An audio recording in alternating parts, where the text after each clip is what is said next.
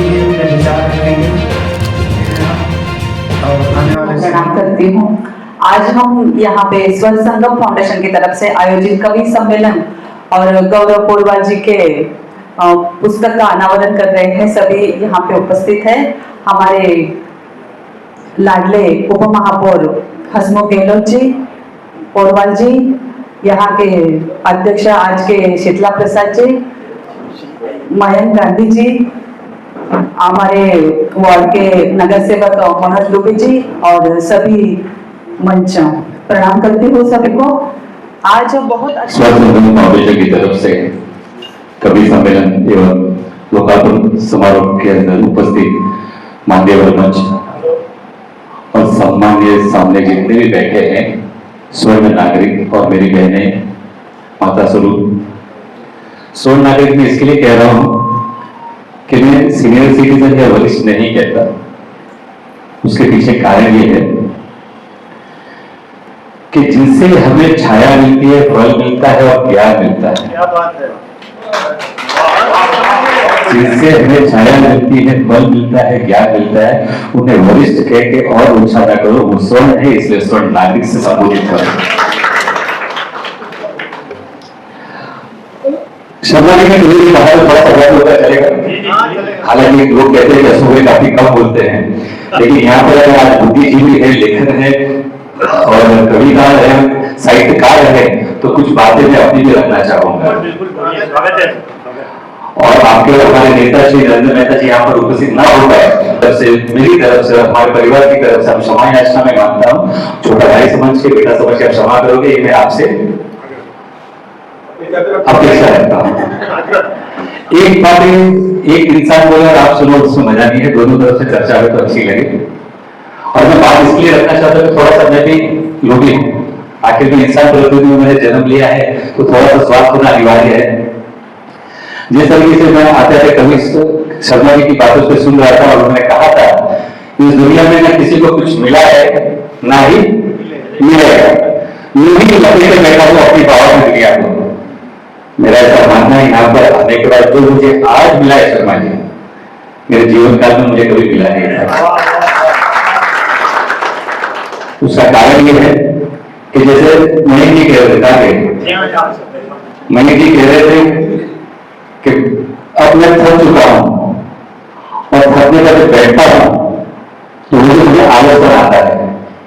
तो आपकी इस उम्र में, पहले उम्र की परिभाषा कोरोना से पूछ रहे थे, बाकी लोगों से पूछ रहे थे, मेरा ऐसा मानना उम्र की कोई तकाजा नहीं है। जो आपका अनुभव है, जो आपका प्यार है, जो आपका आशीर्वाद हमें मिलता है, उससे बड़ा और कुछ भी नहीं है। मैं चाहूंगा कि जिस तरीके से आपकी सोच है, कहते हैं कि जहां ना पहुंचे वहां पहुंचे, जहां ना पहुंचे रवि वहां पहुंचे कवि। जहां तक आपकी सोच है, वो सोच कहां तक लेके जाती है, उस सोच के दर्शाती है कि मेरा भयंकर सुंदर शहर किस तरीके से हमारे देवेंद्र पोरवाल जी ने इस अपने पुस्तक में विमोचन करते हुए दिखाया हुआ है। अगर आप पुस्तक अगर ध्यान से देखोगे तो उसमें सभी महानुभव है मेरा भयंकर के, सभी महानुभव में मेरा भाई है। और जिस तरीके से इंदू जी ने जिक्र किया कि ऐसा कोई व्यक्ति नहीं है जिनको वो नाम से नहीं जानते हो, उनके उम्र से, उनके घर से, उनके यहाँ के पते से, उनके गांव के पते से। हमारी भाषा में मैं कभी कभी देवेंद्र जी को कहता हूँ, पूरा जी जो आप हमारे इनडायरेक्टली डिक्शनरी है, डायरेक्टरी है, और आज की भाषा में कहे तो विकीपीडिया है। सही बात है। तो इसलिए मैं कह रहा हूँ यहाँ से जो मैं लेके जा रहा हूँ, आज दिन तक कभी कुछ मिला नहीं है, तो मैं ऐसे व्यक्ति हूँ शर्मा जी कि यूं ही समय के नहीं बैठा है पावर में, कुछ ना कुछ लेके जरूर जाऊंगा आपके स्पर्श और आशीर्वाद से।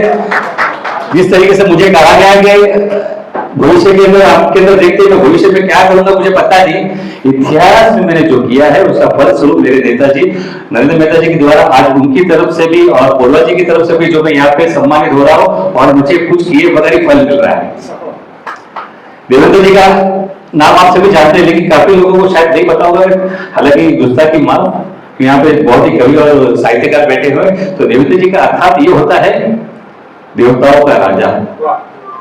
जहां तक मैं गलत नहीं हूं तो सही है, देवताओं का राजा। और देवताओं का राजा हम मनुष्य जीवन में जी रहे हैं, तो हम ये कह सकते हैं ज्ञानियों का राजा, जिनके शब्दों में हर प्रकार के मोती है शब्द के। किसको किस तरीके से नवाजा जाए, किसको किस तरीके से पहनाया जाए और किसको सौम्य भाषा से, शुद्ध भाषा से जिक्र किया जाए। तो उसमें अगर एक ही नाम मीरा भाईंदर का अगर मैं कहना चाहूंगा तो आज की तारीख में देवेंद्र पोरवाल जी है, वो इसके लिए सभी लोग के राजा माने जाते हैं और राजा की तरह रहेंगे। बस इतना ही कहूंगा, कुछ बातें थी कि जिस तरीके से भावना जी ने, मनोज जी ने और हमारे पार्टी के कुछ कार्यकर्ताओं ने आपने कहा, जिक्र किया, मयंक जी ने कि हमारे पार्टी के कार्यकर्ता ने सहयोग दिया। मैं इतना ही कहूंगा कि लोक प्रतिनिधि आपके आशीर्वाद से चुन के आते हैं, उसमें से हम एक हैं। अगर हम कुछ काम करके देते हैं तो ये हमारा दायित्व है, हमारा कर्तव्य है, ना ही कि तो कोई परोपकार है, ना ही तो कोई मेहरबानी है। मैं तो छाती फोड़ के कहता हूं, अपने वार्ड में लोगों में, दोस्तों सभी से कहता हूं कि अगर कोई लोक प्रतिनिधि अगर आपका काम करके देता है तो कोई उपकार नहीं करता है, क्योंकि लोगों ने चुना ही उसके लिए। लोगों का प्यार मिला है, आशीर्वाद मिला है, तो उसका कर्म करना है, उसे चुकाना है वापिस से। और हमें कोशिश करते रहेंगे कि आपका प्यार, आपका आशीर्वाद हमें यूं ही मिलता है, ताकि हमेशा हम आपके लिए सदैव खड़ा रहे और आपके चेहरे पर हमेशा मुस्कान बनी रहे। यही आशा रखूंगा भगवान के चरणों में। आपने यहाँ पे बुला के मुझे और मेरे नेता को जो सम्मानित किया, उसके लिए मैं तहे दिल से आपका आभारी हूँ। बोलने में और कहने में अगर कुछ गलती होगी तो क्षमा चाहूंगा, अब क्षमा करेंगे, यह आपसे मैं अपेक्षा रखता हूँ। बहुत बहुत धन्यवाद। जय हिंद, जय महाराष्ट्र। कोई मतलब साधारण काम नहीं है, बहुत मेहनत लगती है, लोगों से मिलना पड़ता है, लेख आमंत्रित करने पड़ते हैं और बहुत ही सुंदर ढंग से इन्होंने मीरा भाईंदर, सुंदर शहर मीरा भाईंदर निकाली है। और पिछले साल भी एक पत्रिका निकाली थी और उसके 27 साल पहले इन्होंने लगातार 7 बार दीप शिखा करके पत्रिका निकाली थी। उस समय वो पत्रकारिता में सक्रिय थे। तो इन्होंने जो शहर को दिया है, जो लोगों को दिया है, तो उनका रिटर्न इनको मिलना ही था। तो लोगों का प्रतिसाद बहुत ही अच्छा मिलता है, बहुत ही सुंदर इनको आश्वासन भी मिलते हैं और सहयोग भी मिलता है और प्रतिष्ठा भी बढ़ती है। और मैं बहुत खुशकिस्मत हूँ कि मेरे को इनका साथ मिला और ये हमेशा हमेशा ये बोलते हैं कि मैं खुशकिस्मत हूँ कि मुझे तुम्हारा साथ मिला है। तो आप सभी की दुआ इसी तरह बनी रहे, आप सभी का आशीर्वाद इसी तरह हम दोनों पे बना रहे